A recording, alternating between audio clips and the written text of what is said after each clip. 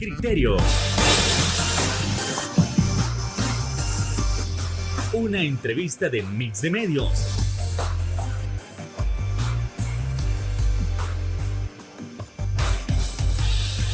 Que aborda frontalmente los problemas de El Salvador con los verdaderos protagonistas y plantea soluciones.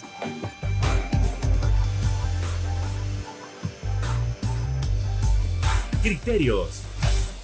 Hola, ¿qué tal? Muy buenas noches, sean todos y cada uno de ustedes bienvenidos a una nueva emisión de Criterios para iniciar una nueva semana, como siempre en el abordaje de esos temas importantes de nación. Ahora es fundamental hablar de la noticia del día y estamos hablando del fallecimiento del empresario Catalino Miranda, con quien, tal cual, como Mix de Medio, nos solidarizamos con la familia y lamentamos realmente esta dolorosa pérdida. Siendo así, nosotros queremos abordar el punto de si a Catalino Miranda se le siguió el debido proceso ya hace un par de años, si realmente se hizo justicia por lo que hizo o por lo que no hizo. Además, vamos a estar comentando de la situación que están enfrentando algunos mercados. Será como dicen por ahí que se están endeudando demasiado, hay plata para poder pagar. Bueno, eso y más lo estaremos abordando esta noche con nuestra invitada especial. Estamos hablando de la analista Betty Arana. ¿Qué tal? Un gusto, buenas noches. Bueno, como siempre, un gusto para mí estar aquí nuevamente con ustedes, ¿verdad? Y también para el público que sigue, ¿verdad? Canal 8 y a tu programa Criterios. Pues un saludo especial, ¿verdad? Para todos. Un verdadero placer, licenciada. Gracias por aceptar la gracias. invitación. Así que vamos entrando con ese primer punto, ¿les parece? Bueno, esta mañana se conoció el fallecimiento del empresario Catalino Miranda y mucho se dice de que, mire, murió por causas naturales, ahí el Estado no tuvo nada que ver. Hay otros que mencionan de que esto no habría pasado si precisamente el Estado realmente hubiera hecho justicia. Los criterios están totalmente divididos, las opiniones totalmente difusas. ¿Con qué nos podemos quedar? ¿Se le siguió el debido proceso o no? Por favor, Betty. Bueno, indistintamente de que una persona tenga alguna enfermedad crónica, ¿verdad? Digamos hipertensión arterial o incluso diabetes, sí, claro. Las circunstancias que de pronto puedan darse en el momento que uno está enfermo, que son niveles de estrés altos, presiones, en este caso Catalino Miranda sufrió una presión de persecución penal, pudiéramos decirlo quizás hasta un punto de vista, quizás hasta persecución política, porque Catalino Miranda fue la primer persona, el primer transportista que prácticamente le expropiaron sus bienes sin ni siquiera haber iniciado un proceso. O sea, la ley... no había razones para... No había razones. Lo que sí había era un descontento de parte del presidente Nayib Bukele días antes, donde Catalino Miranda se había opuesto a ciertas, digamos, cosas que les quería imponer el gobierno, ¿verdad? Como transportistas. Eso sí pasó.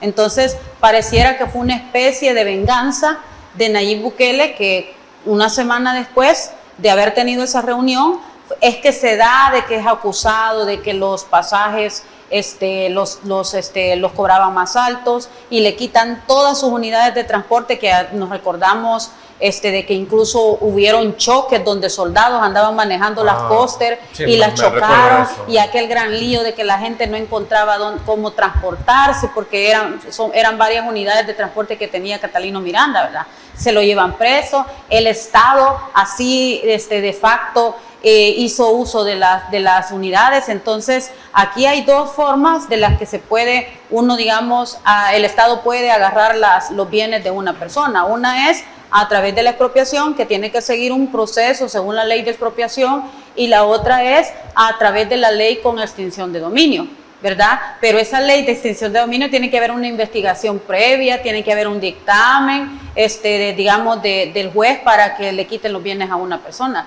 En estos casos no sucedió. O sea, a él se le quitaron los bienes de un solo y se le lleva preso por 2 delitos. Delitos que en lo normal del derecho en El Salvador, esos delitos se resuelven en una audiencia inicial. O sea, nadie va a una segunda etapa en el proceso. Nadie va a una segunda etapa en el proceso sin merecerlo, pues.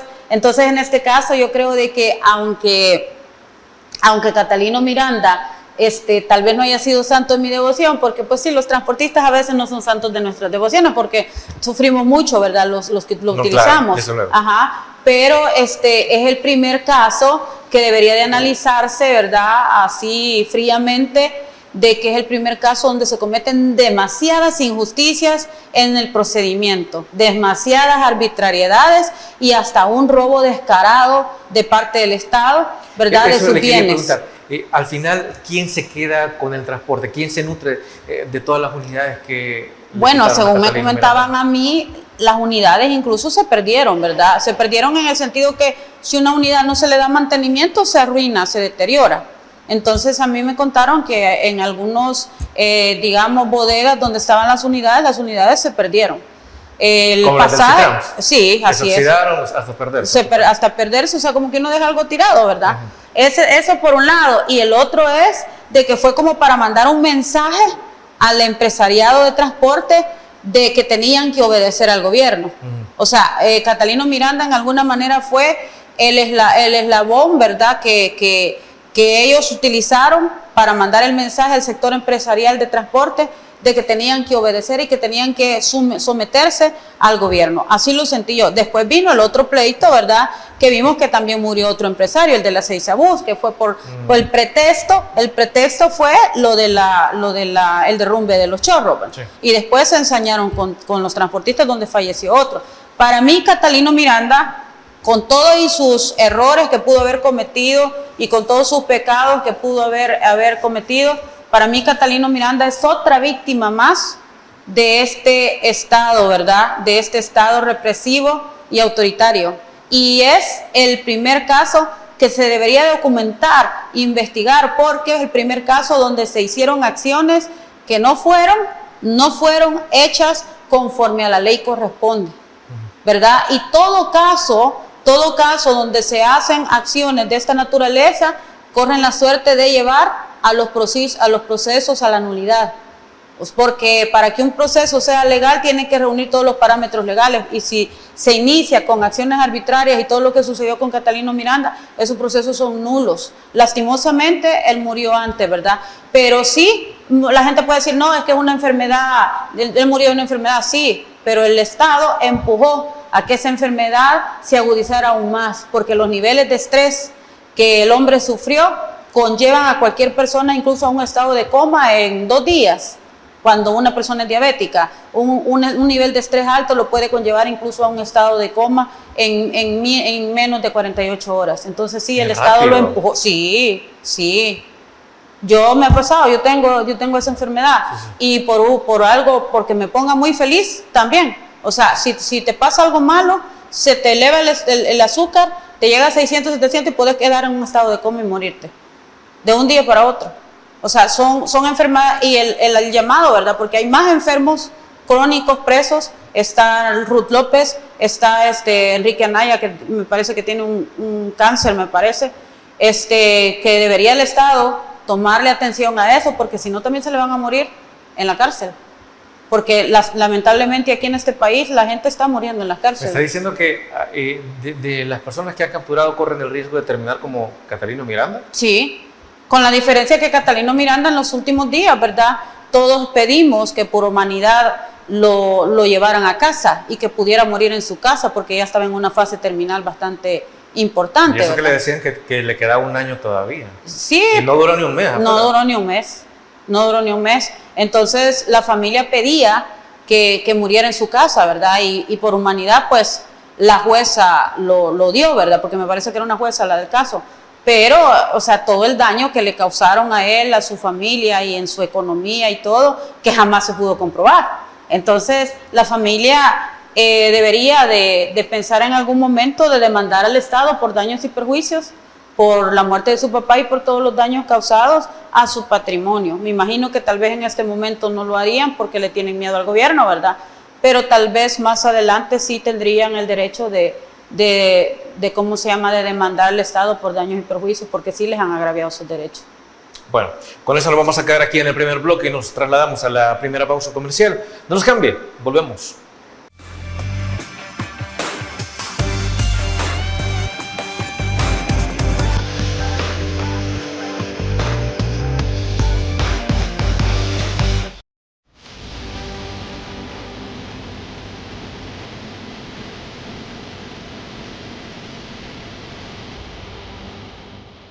nuestro compromiso, nuestra pasión, son algunas de las cosas que nos caracterizan como salvadoreños. Farmacia La Buena, la farmacia de todos.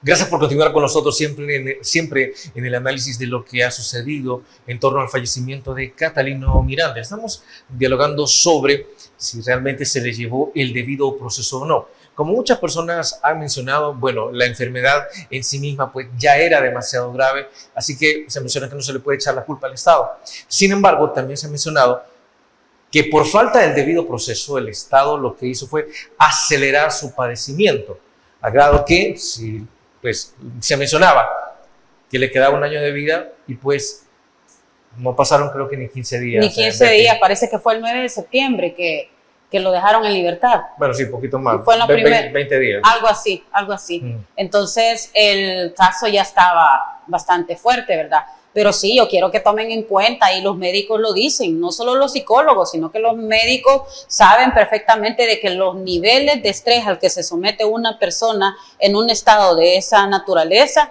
aproximan más rápido la muerte.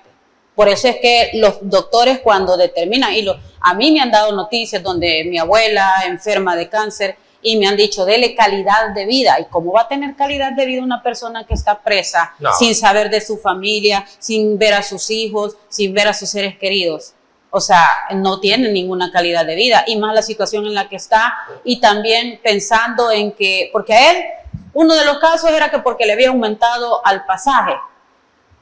Esos días anduvieron molestando a un montón de buceros de que porque cobraban el dólar en la 201 y que era 85 centavos. Vayan a ver ahorita, todas cobran 1.35, 1.50 y el dólar. Ninguna cobra 85 centavos.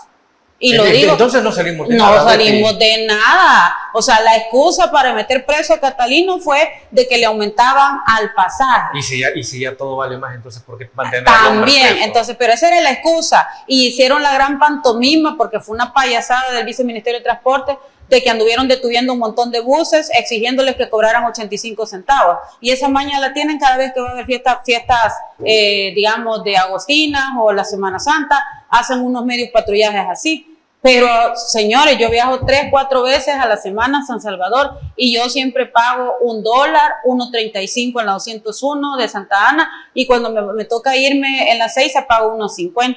Esos son los precios, se vienen manejando igual, solo fueron como un mes que los precios se mantuvieron así como el gobierno decía, que era imposible, porque si tú te vas en un bus que tiene aire acondicionado, o lógico que va a costar un poquito más, y uno lo paga con gusto con tal de no aguantar calor, ¿verdad? Entonces, si ese era el caso por el que estaba preso Catalino Miranda, a notas se entiende que fue una gran injusticia. El otro, que desórdenes públicos, que porque se les opuso cuando lo detuvieron. Si los desórdenes públicos son delitos que le ponen a los bolitos. Sí. A los bolitos, y a los 3 días salen. Lo otro, le aplicaron el régimen de excepción.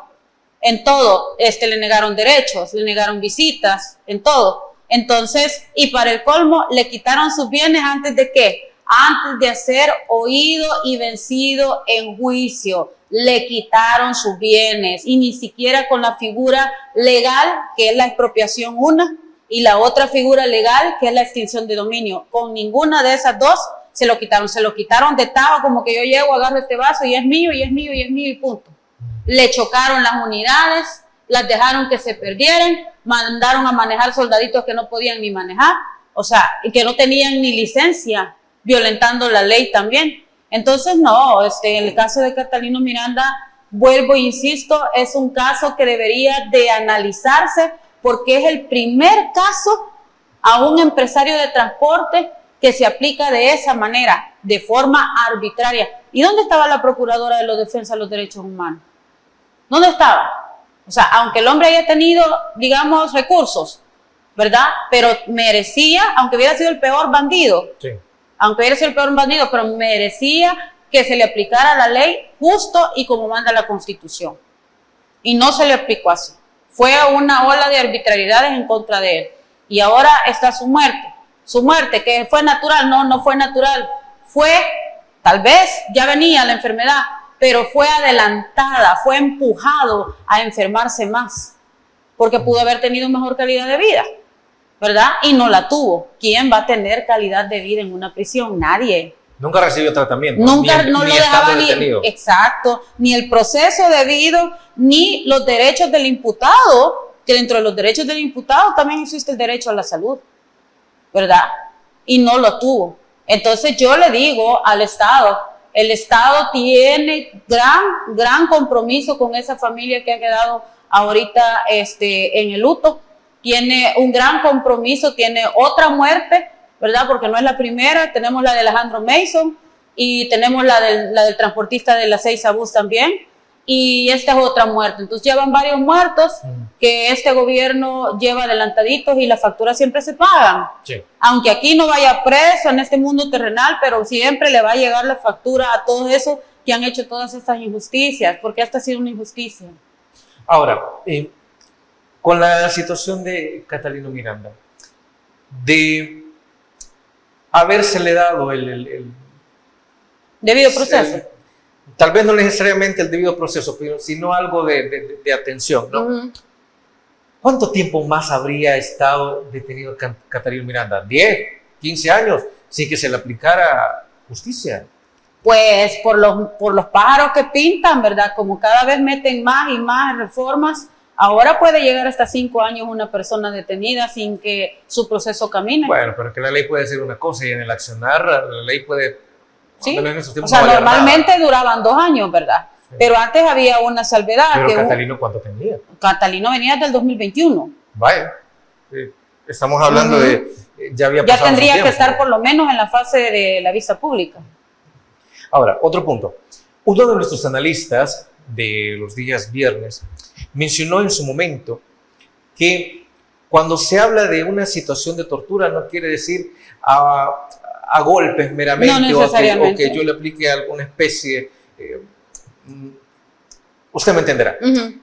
La cuestión es que cuando usted está gravemente enfermo en prisión y no se le da el debido tratamiento, también es una forma de tortura. Sí. Explícame. Es una forma de tortura. Imagínate, un cáncer, por ejemplo.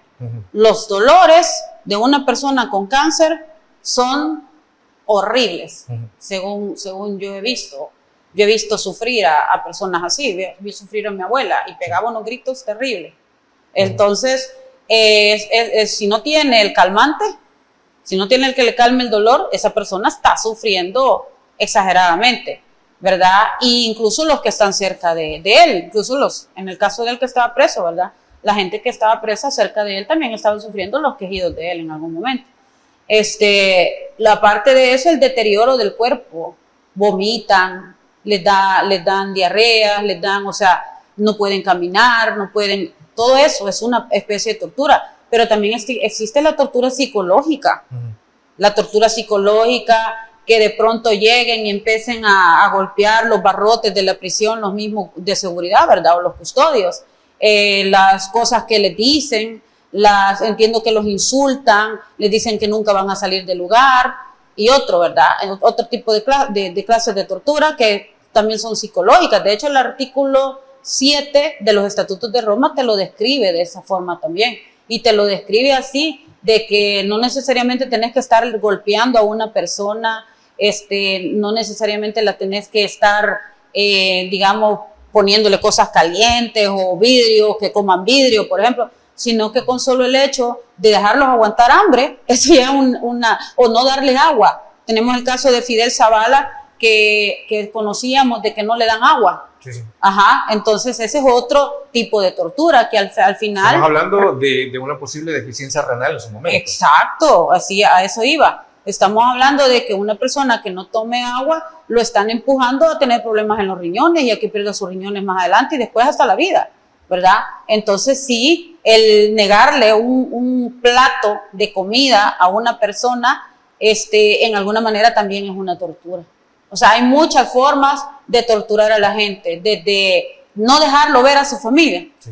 ¿verdad? Porque entre los derechos del imputado está ese también, de que tiene que mantener comunicación con su familia, porque si no, ya se dan las desapariciones forzadas, ¿verdad? Y ahorita tenemos miles de casos en desaparición forzada. Bueno, con esto nos vamos a quedar hasta acá, nos vamos a la siguiente pausa comercial y ya volvemos en Criterios.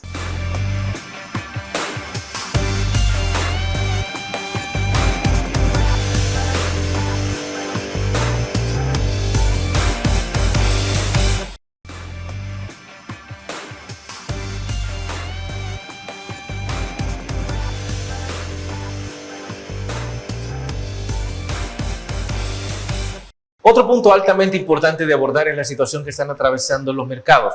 Por ahí se menciona que, por ejemplo, el mercado Cuscatlán no es que esté siendo cerrado, simplemente está siendo remodelado, pero la gente tiene sus dudas si realmente esta vez, en caso de estar siendo remodelado, si esta vez sí funcionará o se convertirá en algo más. Lo mismo está ocurriendo con los comentarios hacia el mercado San Miguelito. Si realmente será un éxito o si veremos una especie de mercado Cuscatlán 2.0 como se está mencionando por ahí. Pero aparte de eso, ¿hay plata para seguirlos administrando? ¿Se le debe a alguien? Por favor, Betty. Bueno, bien interesante, ¿verdad? Porque el caso del mercado Cuscatlán lo conocí, ¿verdad? Y lo puedo decir con media propiedad porque lo conocí muy de cerca. Una prima mía recién lo habían inaugurado, fue a traer su local y todo, se instaló. Pero mi prima me contaba que no vendía y que el alquiler era bastante caro para lo que ella empezaba, su emprendedurismo y todo eso, ¿verdad? Era bastante caro. Entonces ella no tuvo más que entregar el local, porque ella sintió que no, aparte de que no vendía, porque la gente como que no le gusta subir grada, ¿verdad? No sé, en los mercados, porque... O sea, seamos realistas, la gente que visita los mercados no es la misma que visita los centros comerciales. No es la misma. Entonces, la gente como que le prefiere más comprar afuera que meterse al mercado y comprar ahí, ¿verdad? Entonces, mi prima dijo, no, aquí es por gusto, nunca voy a prosperar. Y eso como que le pasó a mucha gente. Entonces, ese mercado y otros han terminado siendo una especie de fracaso, ¿verdad? Y como allí en ese mercado, según entiendo, habían construido en el terreno de otro. O sea, en un terreno particular construyeron el mercado. O sea, lo que yo nunca logré comprender por qué el Estado comete esos errores tan grandes, ¿verdad? Porque es como que yo me case con alguien y la propiedad está en nombre de otra persona y yo empiezo a construir la casa. Si me voy a divorciar, yo me voy a quedar sin nada, ¿verdad? Entonces, es una mala decisión en todos los aspectos. Entonces, eso también entiendo que pasó. Y ahora resulta que 3 mercados están, me parece que embargados, porque tuvieron una deuda con alguien de Guatemala, según entiendo. Bueno, pero después viene, ¿verdad?, que la construcción del mercado San Miguelito, hay otras construcciones más a nivel nacional, está San Miguel, está Santa Ana, que ya tienen como 4 años, nunca lo terminan, está el Congo, que ese fue un préstamo que se metieron bien absurdo, que ya tiene 6 años, el mercado nunca lo terminan de construir, están pagando intereses a un prestamista. ¿Y la plata dónde está? Es que hicieron un préstamo, en el caso del Congo hicieron un préstamo de $1,500,000 y se quedaron pagando y empezaron a construirlo. Y ahí detuvieron la construcción y así han ido deteniéndola para no cansarle. El mercado del Congo desde el 2018 viene eso, no va ni siquiera a un 60% de construcción. Y han pasado gente, años. Sí, y nos quitaron una cancha de básquetbol y nos quitaron una cancha de fútbol para poner la gente en la cancha de fútbol y el otro y la cancha de básquetbol tiene un montón de cemento y todo lo que se utiliza para la construcción. Entonces, y están pagando cada mes el préstamo. Unas decisiones totalmente de algo que no se ha construido. De algo que no se ha construido desde el 2018. ¿Cuánto es el 2018 ahorita? Son 7 años. Eso es lo que tiene allá el mercado del Congo. Y el de Santa Ana ya tiene como 4. Al mismo tiempo del de San Miguelito. El de San Miguelito lo construyen con $37 millones y yo sinceramente no veo $37 millones ahí invertidos. A lo sumo les puedo decir que yo he invertido unos $5 o $6 millones. A lo sumo, poniéndole verdaderos números, ¿verdad? Pero yo soy diseñadora de interiores y en alguna manera conozco cuánto pueden costar materiales, ¿verdad? Y haciendo cálculos no me dan 37 millones de dólares. Para mí ahí ha habido chanchullo en el mercado San Miguelito y creo que en los demás mercados también eso se pretende. Entonces, pero el asunto es que nos venden una historia bien bonita en una inauguración donde se dice que cada local del mercado San Miguelito va a costar lo mismo que costaba antes. ¿Y eso es cierto? Eso es mentira, porque ahora cuesta entre 90 a 100 dólares el pedacito ese donde la gente se va a ir a vender. ¿De dónde viene la subida de precios? Ellos la han aumentado y la alcaldía también, que ahorita todavía está esto como que empieza, ¿verdad?, a crearse lo de la nueva ley, ¿verdad?, que crea los mercados y que hay una red que le quita esa facultad, se la quita el Estado a las alcaldías y ya el Estado se convierte como en el administrador de los mercados, el que mucho abarca, poco aprieta, y la centralización del Estado no es buena. Por eso es que hace años se trabajó en descentralizar el Estado, ¿verdad? Y esto es parte de la descentralización. Pero el gobierno ahora está haciendo lo contrario. El gobierno ahora le está quitando poder a las alcaldías y él está subsumiendo todos los poderes en todos lados. Entonces no va a llegar a ningún lado porque el que mucho abarca, poco aprieta, y centralizar significa más burocracia y no llegan los recursos hacia las comunidades que están allá bien escondidas, ¿verdad? Entonces, en este caso, la primera mentira es que eran 10, 20 dólares y resulta que no, que son 90, más otros impuestos que tienen que pagar, todos tienen que inscribirse en el IVA, todos tienen que tener su contador, o sea, una serie de condiciones que yo no estoy en contra de que todos ciudadanos paguemos nuestros impuestos, me parece muy bien, estoy a favor de ello, pero en lo que no estoy a favor es que al pobre, a palo, al pobre le piden hasta la magnífica para todo, o sea, el pobre cipote que quiere emprender un negocio no tiene oportunidades, ¿verdad? Cuando un emprendedor va a iniciar debería de tener oportunidades, por lo menos los primeros 3 meses no vas a pagar impuestos, le vamos a dar un periodo de gracia, por ejemplo, ¿verdad? Pero no se los dan. O sea, a nosotros, a los pobres, no nos dan todos esos beneficios. Pero si son empresarios internacionales o los más ricos de los ricos de acá de El Salvador, a ellos sí les dan beneficios. Y para muestra un botón, dos leyes han aprobado este año para empresarios internacionales que vengan a invertir a El Salvador, que no van a pagar impuestos. Ni un tan solo impuesto. Y estamos hablando de millones de dólares que vienen a invertir a El Salvador y no pagar ni siquiera el 5% de impuestos, por decirlo así, cuando sabemos que la renta es el 10%, ¿verdad?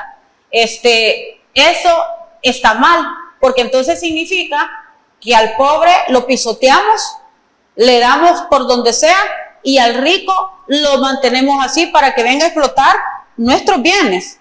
Porque todo rico, que toda empresa que viene a El Salvador y construye, digamos, una empresa acá, primero deteriora el medio ambiente, sí, hace depredación ambiental, algunos vienen hasta a contaminar, y segundo, vienen por mano de obra, algunas veces muy calificada, pero mal pagada, porque el salario mínimo de El Salvador, ¿cuánto es?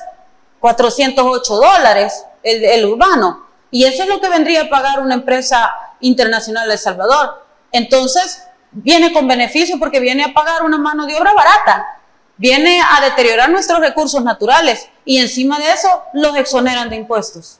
Entonces yo siento que el gobierno al rico lo ama y al pobre lo odia. O sea, debería de ser el que tiene más, que pague más, y el que tiene poco, que pague conforme a su situación. Pues un emprendedor debería de tener por lo menos un periodo de gracia de 3 meses cuando va a iniciar un negocio, para que se vaya acomodando y vaya dándole la oportunidad para que vaya desarrollándose. A ver, los vendedores y vendedoras del mercado San Miguelito, me está diciendo, deberían tener este beneficio siquiera para acumular un poco, ¿no? Para tener un colchón, como se suele decir, y luego comenzar a pagar. Pienso, lo que pasa es que los primeros meses, cuando se pone un negocio, en los primeros meses no se vende. Porque la persona que está emprendiendo necesita darse a conocer, sí, claro, ¿verdad? Claro. Necesita empezar digamos, a dar a conocer su producto, ¿verdad? Y pagar en publicidad, qué sé yo. Entonces, esos meses prácticamente de inversión, entonces no obtiene muchas ganancias, si es que las obtiene, porque hay casos que no se obtienen, ¿verdad? Entonces eso debería de ser un periodo de gracia también que el Estado debería de darle al emprendedor, al pequeño empresario, para que se desarrolle, ¿verdad? Ya cuando él empiece a tener ganancias, entonces ya de allí pagar los impuestos. Y si eso lo aplican ellos al inversor internacional, al inversionista internacional, de que no van a pagar impuestos por 9 años, por ejemplo, ¿por qué al emprendedor no le pueden aplicar eso? ¿Verdad? Sería una buena oportunidad para el emprendedor para poder salir adelante. Pero lo que nosotros vemos es que es al revés. Ahí vemos policías del campo golpeando incluso a la gente, llevándole sus ventecitas, que a veces las ventecitas son alimentos perecederos, alimentos que no, si no están en 8 horas dentro refrigerados, por decirlo así, se pierden. Sí. ¿Y quién les devuelve? Aparte de eso, tienen que pagar una multa, ¿verdad? Entonces hay una persecución grande para los vendedores ambulantes, pero no solo para los vendedores ambulantes, sino que también en el centro histórico tengo quejas de que gente que ha incluso mandado a remodelar sus instalaciones están recibiendo una especie de acoso de Hacienda y de la alcaldía municipal para que se vayan, o sea, los presionan para que se vayan, porque hay una intencionalidad de que todos los amigos del presidente Bukele y toda su nueva digamos, red empresarial del mismo grupo de Bukele prácticamente absorban el centro histórico. Bueno, con eso nos quedamos hasta acá. Vámonos a la siguiente pausa comercial y regresamos en Criterios.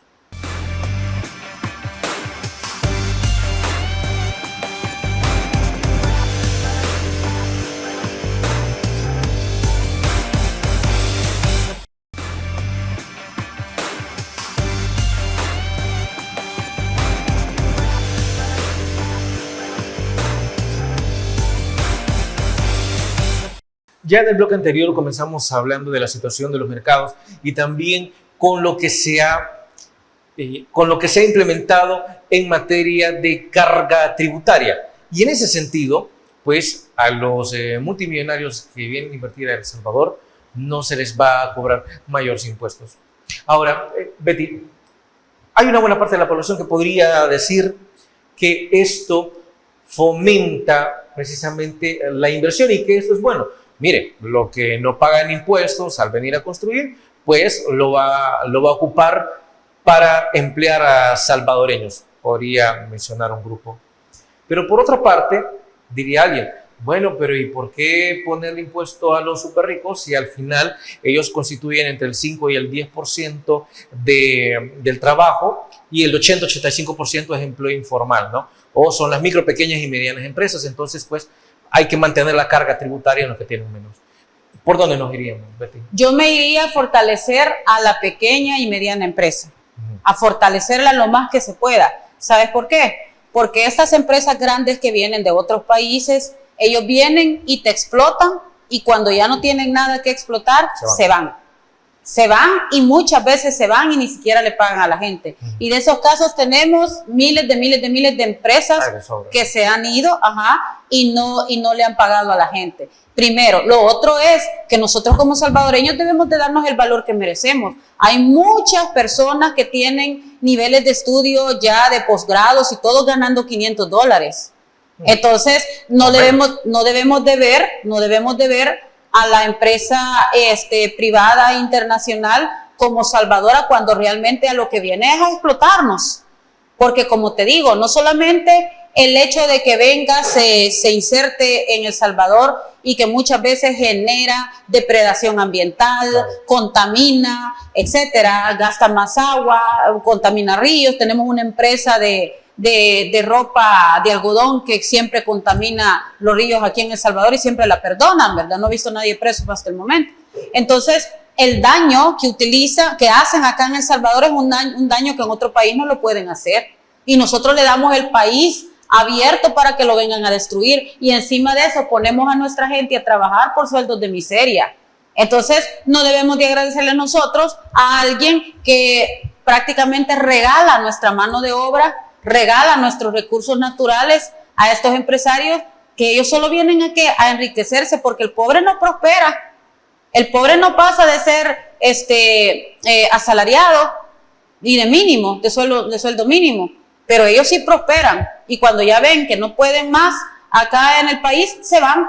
Entonces, yo no digo que de pronto no le puedes dar un beneficio a la empresa internacional para atraerlas, pero tampoco darles todo de gratis, pues. Pero imagínate, decirles, los vamos a exonerar de impuestos al 0%, o sea, es como una mujer que regala su virginidad y todo lo que tiene a un fulano, pues así le estamos dando nosotros el país a estos funcionarios, a estos empresarios, ¿me entendés? Entonces yo pienso que sí, tal vez le podemos trabajar en algunos beneficios para que ellos se sientan atraídos por El Salvador, ¿verdad? Para venir a invertir, pero tampoco tirarnos y dejarnos que nos hagan y deshagan con nosotros y después se vayan y nos dejen ahí con el medio ambiente contaminado y a la gente a veces que no le pagan ni sus derechos. Sí, sí. Y eso es otro, el monitoreo también, porque hay mucha empresa que está aquí en la actualidad y están haciendo una violentación de derechos laborales terrible, ¿verdad? Hay una empresa, te voy a decir, de comida, allá en el área de Colón. Esa empresa de comida a los empleados les descuenta el almuerzo. Les da una miseria de almuerzo y se los descuenta en $4 cada almuerzo. Para no cansarte, les da $60. Les termina pagando $60 al mes porque ya les descontó toda la comida que en otras empresas se las dan gratis, ¿verdad? Les dan, es parte de, ¿verdad? Si es empresa de comida, les dan la comida también a los empleados, pero en ese caso no. Y las condiciones bien insalubres y yo diría, y allí pues, ¿qué pasa, verdad? ¿Por qué a esas empresas no les hacen nada? ¿Verdad? O sea, también hay una violentación de derechos laborales terrible en el país que en algunos empresarios no sé por qué no les aplican la ley. Con esto que estamos hablando, ¿considera, Betty, que se pretende convertir a El Salvador en un paraíso fiscal? Sí. ¿Se está logrando? Por lo que vemos, sí. Por lo que vemos, sí, porque, por ejemplo, ¿qué condiciones les ponemos a los empresarios internacionales para venir a invertir en El Salvador? Ninguna. Pueden traer dinero de mal habido, ¿verdad? Pueden venir a lavar dinero aquí porque no hay como mayores condiciones, no hay como mayores monitoreos o no hay contraloría. No hay contraloría, a eso iba. Ajá, no la hay. Entonces, la posibilidad de que, viéndolo desde el punto de vista empresarial, ¿verdad? De venir a invertir. Cualquiera puede venir a invertir y no se le piden muchas credenciales, por un lado. Y por el otro lado, en el caso de la banca, se acaba de aprobar una ley de la banca, que esa ley permite quebrar un banco así, al 2x3, ¿verdad? Yo digo, ya está, este banco ya no da para más, entonces lo quiebran y ya el Estado pasaría, ¿verdad? Según esa ley, el Estado pasaría a ser, digamos, el dueño de ese banco. Y de allí rescatar o levantar ese banco con dineros mal habidos, dineros de otros lados. Entonces sí, yo siento que el país se está preparando para ser un paraíso fiscal, definitivamente. A ver, otra situación fuera de la exoneración de impuestos que están teniendo los multimillonarios es saber si en los últimos años los derechos laborales se han fortalecido de alguna manera. Y hablamos de los derechos de la clase trabajadora. Yo creo que el ministro de Trabajo, Rolando Castro, está haciendo un poco más de lo que los otros ministros de Trabajo hicieron. ¿Por qué lo ve así? Vamos. Porque tiene una buena organización con los sindicatos, tiene una buena relación con la mayoría de sindicatos del país. ¿No los ve como enemigos? No los ve como enemigos. Yo siento que él es un hombre que da apertura. Aparte de eso, siento que también ha logrado un poco de justicia laboral porque ha llevado a muchas empresas a que respeten los derechos laborales, pero siento que tiene muy pocos recursos y siento que tiene muy pocos brazos, ¿verdad? Que el brazo del Ministerio de Trabajo es demasiado corto para poder llegar a todos los municipios, por decirlo así, porque en los municipios, por ejemplo, como el Congo, hay muchos jóvenes que no ganan ni el mínimo, no tienen los derechos, ¿verdad? Por ejemplo, prestaciones de ley no las tienen, no se las dan. Allí no ha llegado el Ministerio de Trabajo. Entonces yo, en el caso del ministro Rolando Castro, yo no dudo que él quiera hacer un buen trabajo como ministro, lo he observado mucho ha sido muy abierto, incluso es el primer ministro que se ha preocupado por la explotación infantil en el caso de los niños curileros, sí, ¿verdad? Sí. Yo le compartí a él en un momento la preocupación por estos niños y él lo tomó a bien y ha hecho un gran proyecto, se ha llevado a los papás de estos niños a trabajar a Canadá, ¿verdad? A un buen porcentaje. Entonces yo siento que es un hombre que es abierto al consejo, ¿verdad? La observación que tú le puedas hacer si tú tienes la oportunidad de hablar con él, yo siento que él lo analiza y ve, ¿verdad? Porque hasta ahorita es el primer ministro de Trabajo que hace algo por los niños curileros. Y lo que sí yo veo es que el presupuesto del Ministerio de Trabajo es muy mínimo, entonces no permite llegar hasta al último rincón donde se están violentando derechos laborales. Sin embargo, sí creo que ha avanzado un poquito. Pero fíjense la situación, que a pesar de que el presupuesto es mínimo, se dialoga con los distintos grupos, ¿no? Con los diversos sindicatos. Y hay otras instituciones que tienen mucho más presupuesto y estamos hablando de que ni siquiera se acercan a las personas o a los grupos que están organizados. Exactamente. Entonces, yo observo a todos los ministros, ¿verdad? Y de todos los que hay, yo solo puedo hablar de dos, que yo siento que están haciendo un trabajo decente, que es el ministro Rolando Castro y la ministra Michelle Sol. Yo siento que es una mujer que anda en el campo, se rebusca, pero que a veces no se puede llegar al todo, ¿verdad? Al 100%, pero por lo menos se les ve el esfuerzo. Desde luego. Con esto nos trasladamos a la última pausa comercial. No nos cambie, volvemos en Criterios.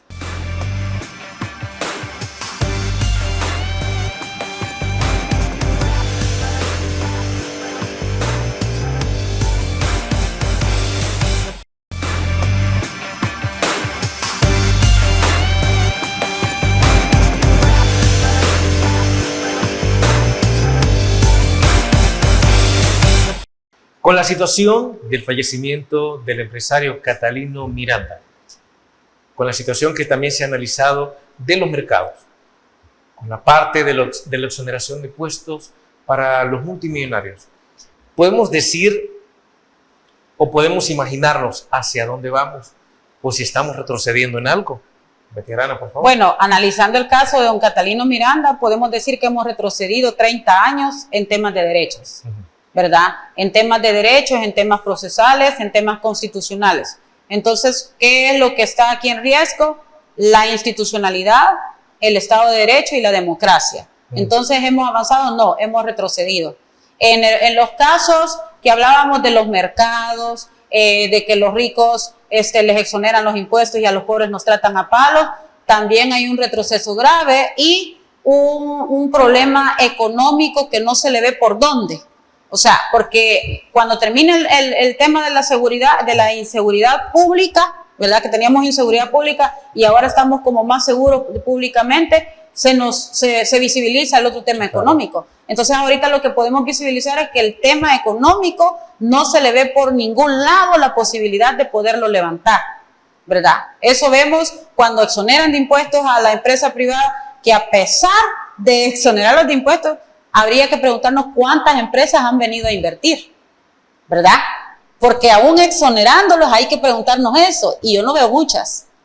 ¿Pero por qué? Porque hay inseguridad que es jurídica, porque hay un retroceso, ¿verdad? En las instituciones democráticas. Entonces eso tampoco, cuando hay un retroceso en las instituciones democráticas, no atrae al empresario. Bueno, CEPAL mencionó en su momento que al menos regionalmente El Salvador es quien menos inversión privada ha tenido. Pero es precisamente por eso, porque el problema que tiene El Salvador en este momento es la inseguridad jurídica, y la inseguridad jurídica conlleva que las instituciones no funcionan, las instituciones democráticas. ¿Cómo voy a ir yo a meter un proceso penal o un proceso civil mercantil cuando hay inseguridad jurídica y cuando el sistema de justicia está cooptado por el sistema ejecutivo? ¿Verdad? Entonces, desde allí eso se puede convertir en una inseguridad jurídica que no atrae al inversionista internacional, aunque le pongan, o sea, de que va a venir de gratis y que le van a dar todo, o sea, pero si no tiene inseguridad jurídica no viene. Entonces, eso es un punto bien importante a valorar. En el tema económico no hay ningún plan económico, no hay intenciones de levantarlo o no tienen ideas para levantar, ¿verdad? Entonces, estamos retrocediendo. Y quizás ya para ¿para dónde vamos? Pues yo creo que vamos para peor, ¿verdad? Yo creo que vamos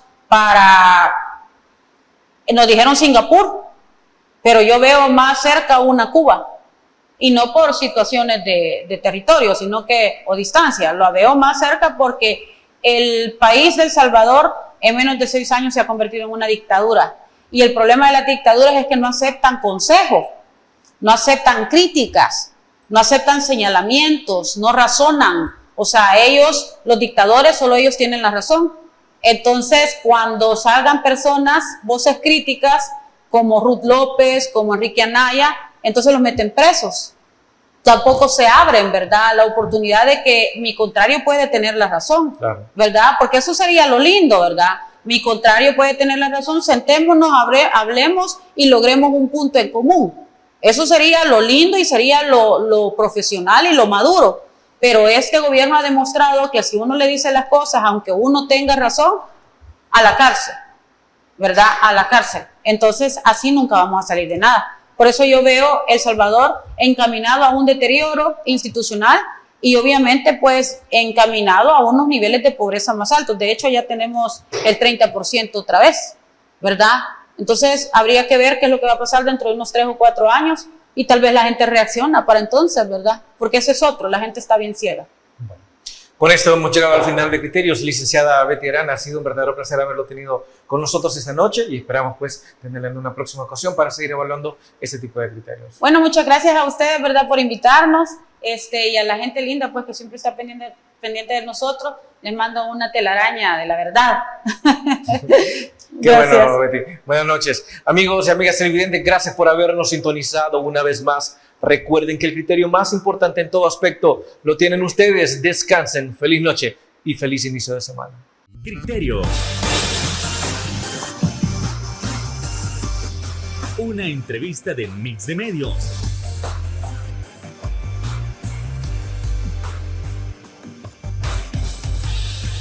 Que aborda frontalmente los problemas de El Salvador con los verdaderos protagonistas y plantea soluciones.